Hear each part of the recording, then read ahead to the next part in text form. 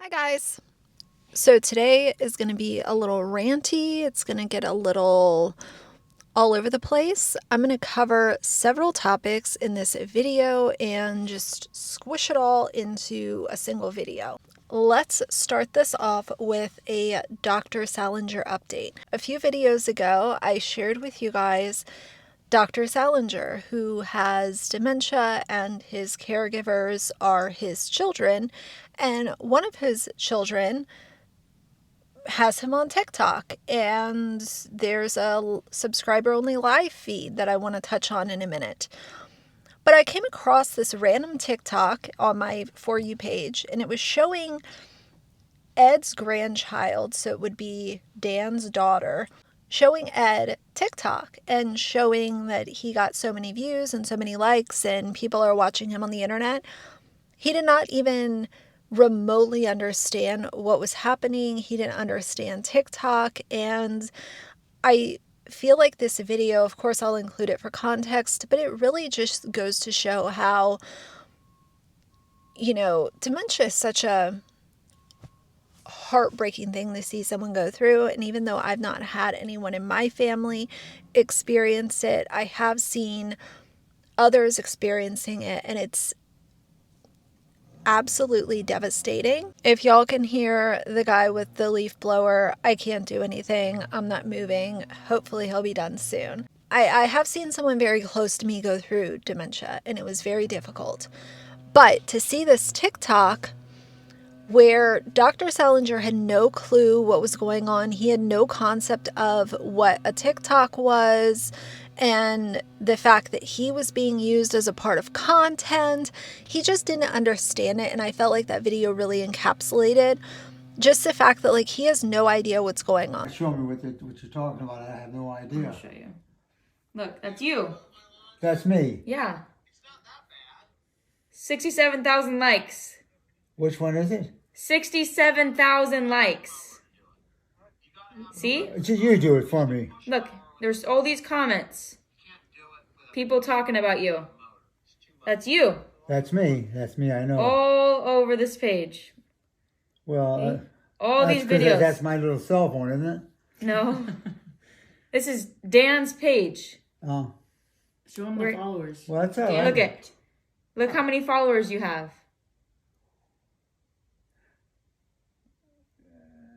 It says Dsalnorcal. What is that? That's the username. Tell him it's Dad's. That's the name? It's my dad's username. Dan. Dan. That's his name? Yeah, and he posts all these videos of you. Look at you and your cookies. Where are you going to put those down? Yeah. What? Where are you going to That me? Yep, that's you. All right. Oh, boy. Well, I'm still here. Yeah, you're still here. Still eating. Particularly the sweets. The sweets. You love the cookies. Yeah. That'll be the last to go, the sweets, I guess. Runs in the family, doesn't it? If he has no idea what's going on, then why are we sharing embarrassing moments of him as part of content? He doesn't know what's going on. He is very confused. So why would an embarrassing moment even be considered? And I know that Dan took that video down, and I hope it's a lesson learned. But just to see his pure confusion versus the fact that there's been some embarrassing moments put online kind of brought things full circle. So that's why I wanted to touch on that. The other thing with the Salinger situation that I want to touch on is the subscriber-only live feed that they have going 24 hours a day. By allowing people to tap into this live stream whenever they want to, the other part that I thought about was that means that you could have a subscriber look into this live feed and know that nobody is at home. And that's a big security risk.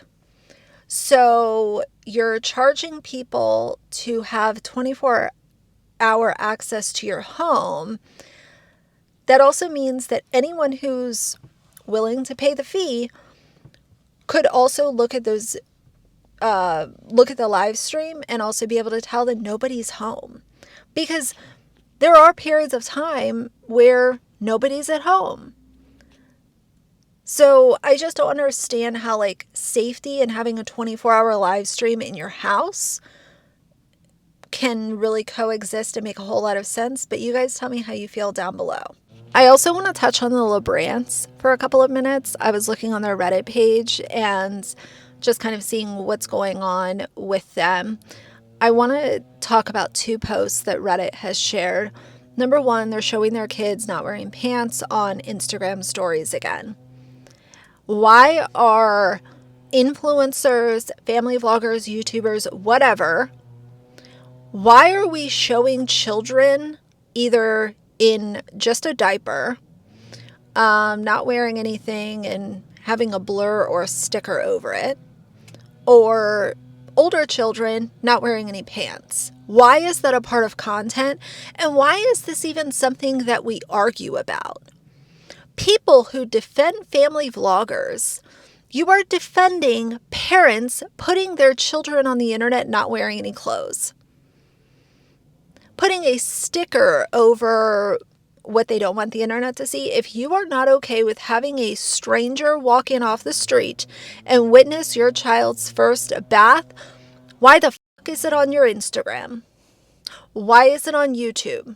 That's the hypocrisy of this whole family vlogging conversation. You want to defend family vloggers, but most of these family vloggers can't even see that they are hypocrites, because if you are not willing to open your front door and allow some random stranger walking down your sidewalk to come in and witness your children in the bathtub, why is it on the internet? It makes no sense. Now, Cole, being the absolute just doofus that he is, also decided to share on TikTok. He showed a photo of Savannah and he said something about her looking this good after having 4 children. And his caption, to be specific, said, "This is what marrying up looks like, boys." What a douche. So I can't stand this when men want to talk about their wife, girlfriend, partner, whoever, and say, oh, she looks this good after having X number of children, or she looks this good after having a child. Why? Why are we doing that? Because what your body looks like after having children shouldn't be some kind of golden ticket for your husband to use for social media, or your partner, or whoever it is. I think it's so weird to sit there and say, oh, well, this is what women, quote, should look like after having 4 children. This is the standard. So if you don't look like Savannah, then you're not adequate. You're not deserving of compliments. I think it's disgusting. And Cole LaBrant is such a... I don't know. There's some of these men that are on YouTube and stuff, and I refer to them as weasels, because that's really what they are. They just walk around with... It's like they have mommy issues. They're misogynists. They're making comments like this about women's bodies.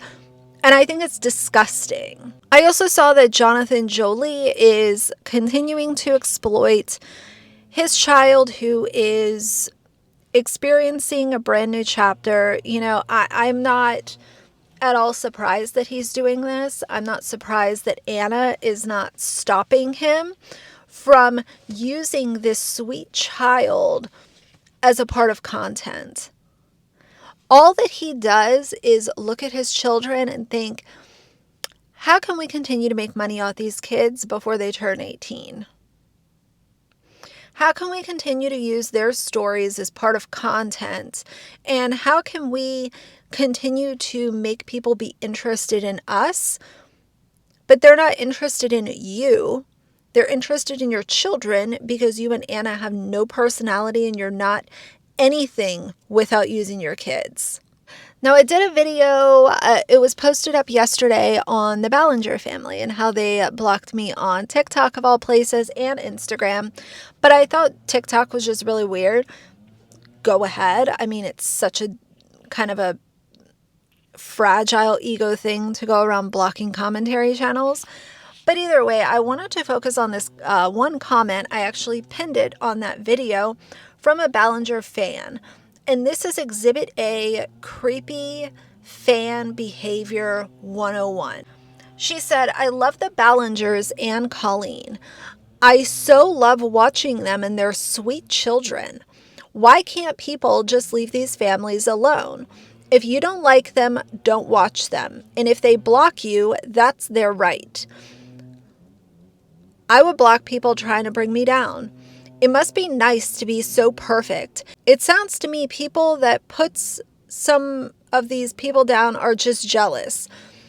Get your on content and leave these people alone. This is a classic response from a super fan of Family Vlogger. I did respond to this person, and there's some interesting discourse going on over there because she continues to defend her creepy obsessive nature when it comes to not being able to even acknowledge that exploiting your children on the internet is wrong. She also responded to my comment and continued to call the children adorable. I think this is so weird.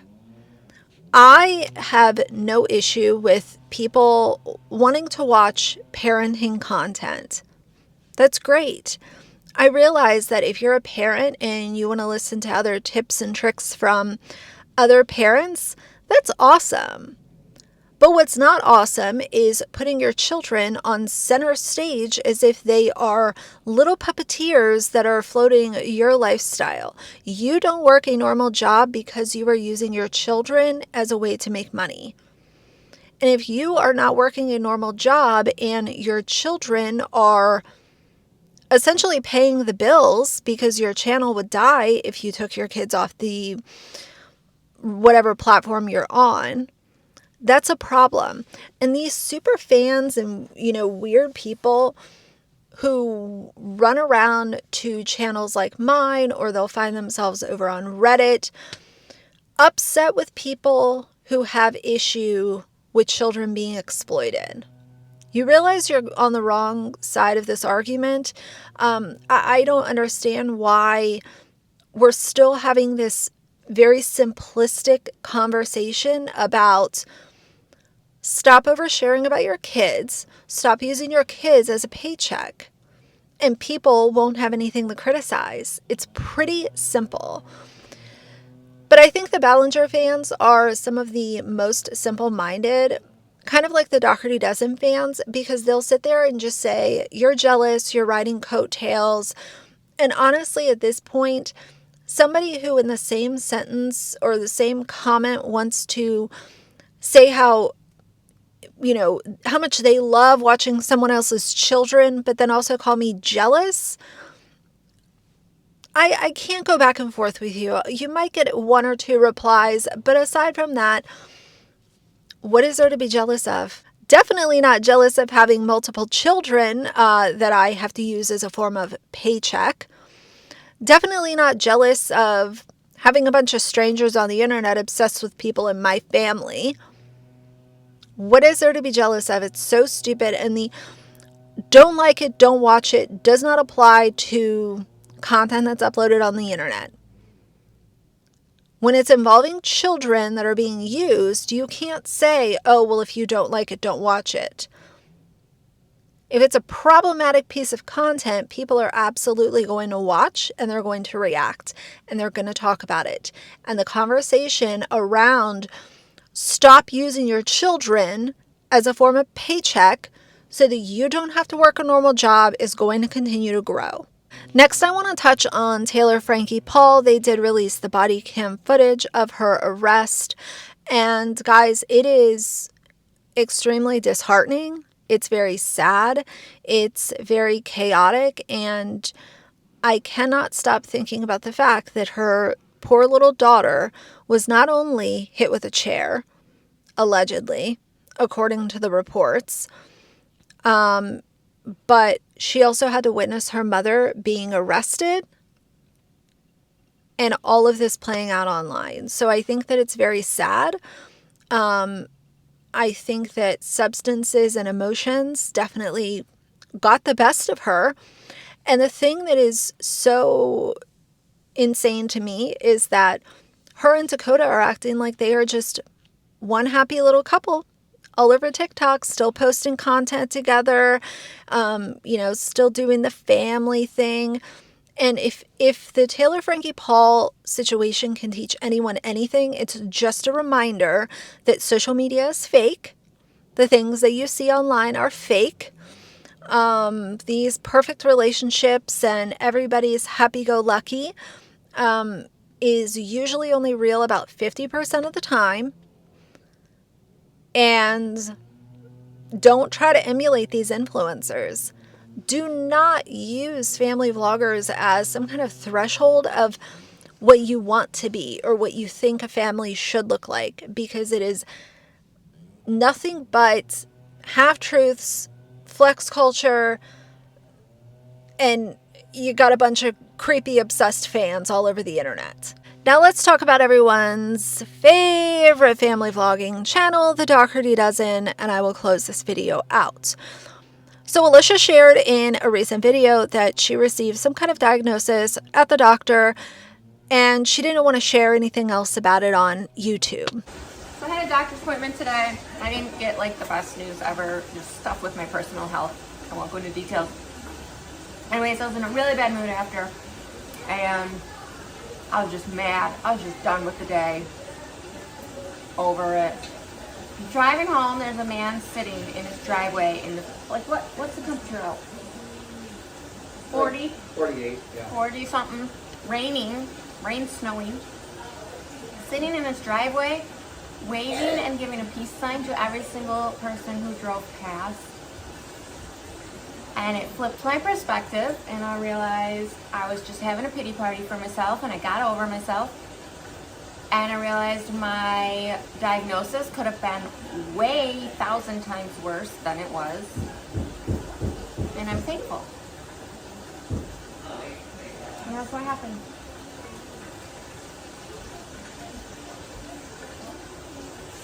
Well, Alicia, I would say usually that's amazing. Totally understand. We don't like oversharing. Do your thing. But the problem is that Alicia has used her own children's diagnoses for years as a part of her content. She has overshared. She has talked about medications. She has shown going to the pharmacy. She has talked about their doctor's appointments, mental health, autism, FASD, talked about issues that birth parents have. So if you hadn't done all that, then I wouldn't be making this part of this video right here. Hi, so this is something we're still trying to figure out even 5 years later. We've been in and out of specialists. When the first came into foster care, they knew there was something going on just by physically looking at them because they were malnourished and they have macroglossia. So at that time, their tongues wouldn't stay in their mouth. They now stay in their mouth due to tons of therapies. They have ADHD, sensory processing disorder, fetal alcohol spectrum disorder. They go back and forth on an autism diagnosis for them. They currently do have one for and they have a sleep disorder. They sleep maybe 3 hours a night, even with a ton of medicine to help them sleep.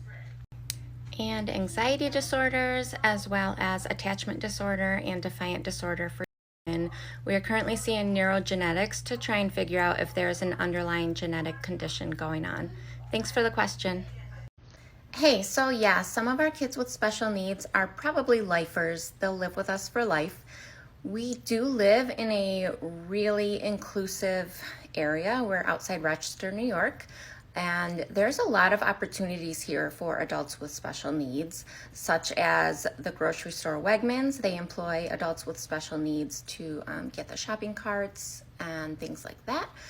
We have talked to some of our children about going into a trade and that route, and there's a need for that here for sure. So basically our goal for all of our children, no matter where they fall in functioning, is that they will be healthy and happy, and we will help them do that. And if that means they're still living here, then that's okay. That's a good one. Okay, we would need like an hour to list them all, but here are the top of the list. Fetal alcohol syndrome, fetal alcohol spectrum disorder, reactive attachment disorder, OCD, ODD, anxiety, autism spectrum disorder, ADHD, gastroparesis, sleep disorders. Come on, chime in. Pica. Oh boy, yeah. Anemia, asthma, bipolar disorder,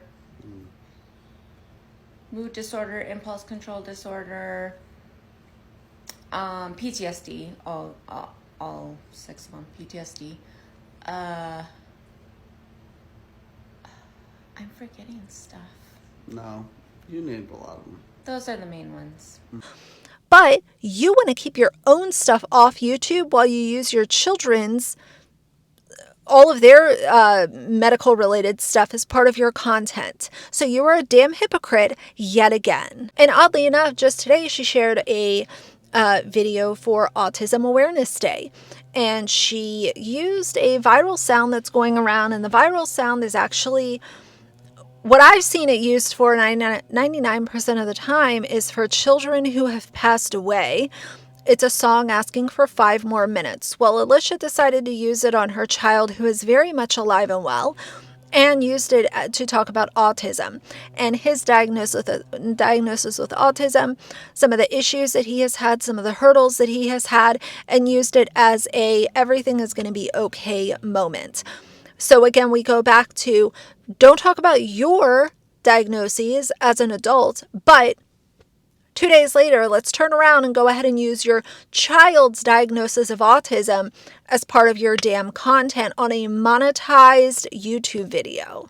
Now let's talk about Auntie Lauren for just a couple of seconds. I know that Auntie Lauren absolutely hates my guts. She thinks that I'm enemy number 1, even though I have always been very fair to her. I've only reacted to the things that I have seen. My interpretation of things that I come across, my opinion on things I come across, and I'm enemy number 1, which is fine.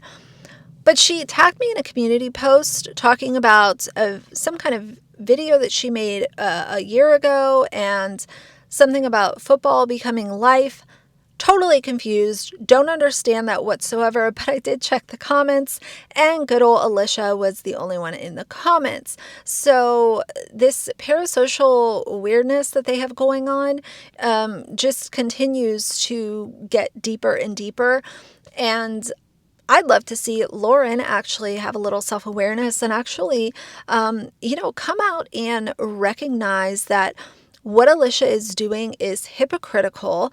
It is very obviously not doing a whole lot for her children aside from giving them materialistic garbage and having their lives spread all over the internet way before they are at the proper age to consent to having a digital footprint. She has done that for them. So usually friends, if that's what you want to call yourself, if you are a friend of someone, I know my friends, the few that I have that I consider friends, they keep me in check. And if I do something problematic or if I say something that is out of line, my friends will tell me, you need to think about that. Maybe look at it this way, or they'll educate me so that I can have a better thought process around it. But either way, go off. Auntie Lauren also decided to do TikTok, telling everybody that she has no f***s to give. She, I guess, thought she was going to be really, really quirky and, comedian of the year or whatever, and she just doesn't care. Alicia, again, was the only comment on the TikTok. So, Lauren, I don't know if you have a lot of people that are agreeing with your stance. And usually when only one person agrees with you, and it's the person that you have a parasocial bond with, that might be a good time to reflect and actually think, maybe I could be a little bit more subjective about this whole conversation about not having children spread all over the internet so that weird people can become obsessed with minors. Let's also always remember, fans of family vloggers are being obsessive about children. that are not theirs. What is more weird than that? And y'all defend it. The last thing I want to touch on when it comes to Auntie Lauren is that she has decided to label some random person on Reddit as a stalker and they're harassing her. Let's just remember that stalking is super scary. So if you're going to say that you have a stalker and it's just someone that doesn't like you, it's like the boy that cried wolf. And I don't know about you guys, but when I was growing up, that was one of the first stories that my dad told me. The boy that cried wolf was a little boy who lied all the time, and then when he actually needed the help, nobody believed him. So if you're going to run around labeling people as stalkers and people are harassing me and I'm being stalked and threatened, you might want to make sure that you're actually able to show, hey, this person really is stalking me. Here is the proof. Because if you're just going to run around constantly saying that people are stalking you when you're actually being stalked, people are going to think that it's just another tall tale. So anyway, if people that don't like you qualifies as stalking, then I've got quite a few stalkers that hang out all over on the internet. But that's just a part of being online. Like I say it all the time. People aren't going to like you. They're not going to agree with you. And that's okay. I don't pay those people any mind because that's their opinion. I know that my content comes from a genuine place. I cannot dictate how others respond to my content, but I can make sure that it's coming from a genuine place and not a place of I'm willing to do anything for clicks and views. I'm, out here just making up the most insane lies and they literally come from nowhere. And that's okay. People aren't going to like you. It's all good. But I don't appreciate when people run around the internet and say, oh, I'm being stalked. Like, stalking is super, super scary. And it's something that a lot of people deal with in their real lives.